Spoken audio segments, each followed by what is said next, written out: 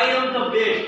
તમે કોઈ સ્પર્ધા ગયો છો બરાબર, સ્પર્ધા કરતા હો અને તમે એવડા હું જીતીશ નહીં, તો તમે જીતી શકશો નહીં. તો પહેલું કયું આઈ એમ ધ બેસ્ટ. બીજા કરતા હું શક્તિશાળી છું, સારો છું. આઈ એમ ધ બેસ્ટ. બેસ્ટ બધા બરાબર. પહેલો rule I am the best. બીજો રૂલ છે I can do it. I can do it એટલે કે હું એ કાર્ય કરી શકીશ, હું એ કાર્ય કરી શકીશ. દાખલા તરીકે તમે પરીક્ષા દેવા જાઓ અને અધૂરા મનથી જાઓ, હું કરીશ કે નહીં. સામે વાળાનો એવો વિચાર થાય કે આ નહીં કરી રહ્યો, એટલે બીજું કાર્ય તમારે શું કરવાનું છે? બીજું કાર્ય શું કરવાનું છે? બોલો. I can do it. એટલે કે હું એ કાર્ય કરી શકું. પહેલો I am the best. હું બધામાં બેસ્ટ છું. બીજો I can do it એટલે કે એ કાર્ય હું કરી શકીશ, તો અંદરથી પાવર હોય. ત્રીજું છે God is always with me. God એટલે ભગવાન, એટલે કે ભગવાન મારી સાથે છે. ભગવાન મારી સાથે ન હોય, ભગવાન મારી સાથે ન હોય તો કંઈ થઈ શકે નહીં. ઈશ્વર આપણી સાથે હોવા જોઈએ.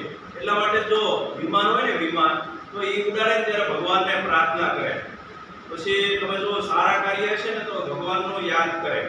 એટલે ત્રીજું કાર્ય ભગવાન મારી સાથે છે એવું રાખવાનું. પહેલું કાર્ય બીજું પછી ત્રીજું છે God is always with me. બોલો. ભગવાન મારી સાથે છે, ભગવાન મારી સાથે છે. તો ભાઈ નથી કરવું, રહેવા દો, શાંતિથી બેસી જાઓ. એટલે પહેલું કાર્ય I am the best. બીજું હું તે કાર્ય કરી શકીશ. ત્રીજું છે એટલે કે ભગવાન મારી સાથે છે. ત્રીજું છે I am the winner. હું જીતીશ, હું વિજેતા છું. શું કીધું? હું વિજેતા છું, હું વિજય થઈશ. તો એવું તો મનમાં ન હોય કે ભાઈ મારે પરીક્ષામાં પાસ થવાનું નથી કે મારે, તો અંદરથી એક તો કોન્ફિડન્સ હોવો જોઈએ કે હું શું કરીશ? વિજય થઈશ. વિજય થયા વગર મનમાં ન હોય કે ભાઈ મારે કલેક્ટર બનવું છે, તો વિચાર જ ન હોય તો બની શકો નહીં. ચલો, પહેલો I am the best. બીજું I can do it. હું તે કાર્ય કરી શકીશ. ત્રીજું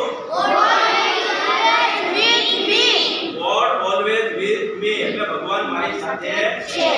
ત્રીજું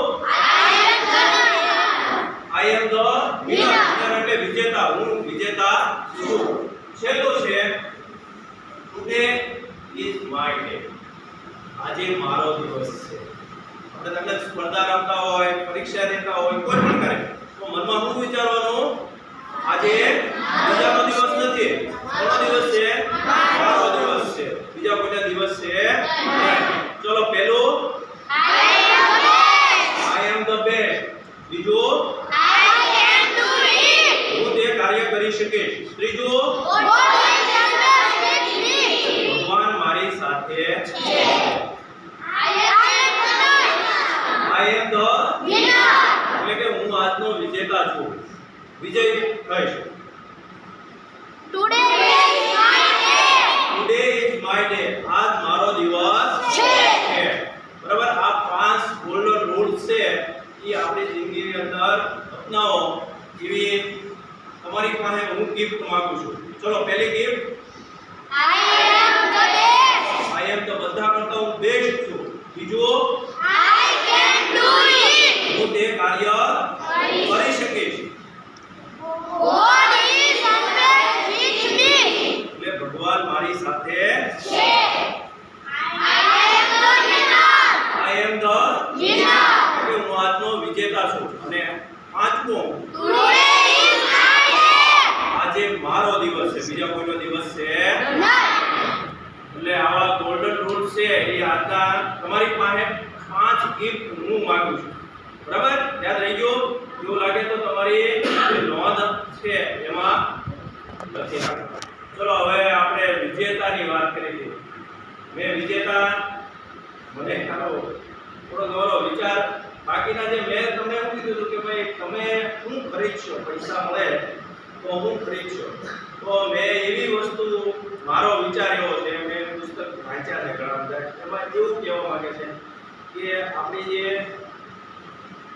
સંપત્તિ અને જવાબદારી, સંપત્તિ અને જવાબદારી. હવે જો આ છે ને રૂલ્સ એ ઘણા કેટલા બધા હું 1 વર્ષ પછી સમજી શક્યો. કેટલા વર્ષ થયા મને? 1 વર્ષ. પૂરો મોટો જો મારા 42 વર્ષ એટલે કે 41 વર્ષે મને ખબર પડી કે આ સંપત્તિ કોને કહેવાય ને જવાબદારી કોને કહેવાય. હવે સંપત્તિ કોને કહેવાય એ વાત કરું. પહેલા જવાબદારી વાત. એટલે જવાબદારી એને કહેવાય કે જેમાં તમે રોકાણ કરો અને પૈસા પાછા ન આવે એને શું કહેવાય? જવાબદારી. દાખલા તરીકે મેં ઘર ખરીદી લીધું, અત્યારે એની મૂલ્ય 1 કરોડ રૂપિયાનું, પણ એમાંથી કઈ આવક આવે એમ છે નહીં. પણ મેં મારા ધાબા ઉપર સોલર ગોઠવ્યું તો એમાંથી શું આવે? આવક આવે. દાખલા તરીકે તમે સરસ મજાની હોટલ બનાવી તો એમાંથી શું આવે? એટલે આમાં મેં તમે એવું ન માનતા કે સાહેબ અમને કેમ સરસ મજાનું, મેં બધાને કીધું હતું કે ભાઈ તમે બીજા મને ગોરાવી શકશો અને આ સ્પર્ધામાં હતી કેવી રીતે ફરજિયાત. તો એમાં મેં પહેલું ઇનામ શું લેવા આવ્યું એ તમને કહું. પહેલા ઇનામ આપ્યું છે સત્યરાજ. તો આપણે આજે 13 તારીખ આપશું.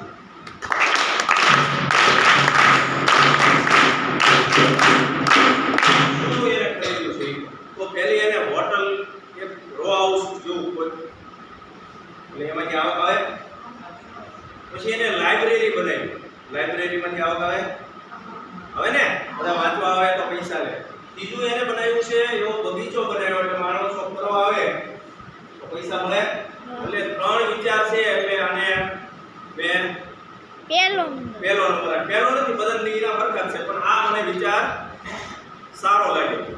ચલો પછી બીજો છે તો એને આપણે ઇનામ આપણે વિક્રમ સાહેબ તરફથી આપી દઈએ. તો આ